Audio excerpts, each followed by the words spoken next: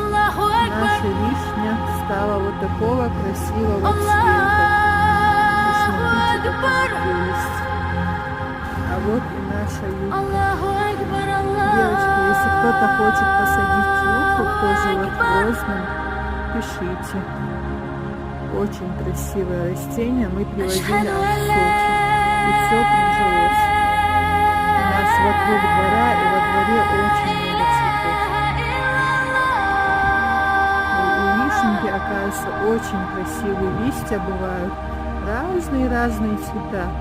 А то, что вчера мы убрали, там были зеленые.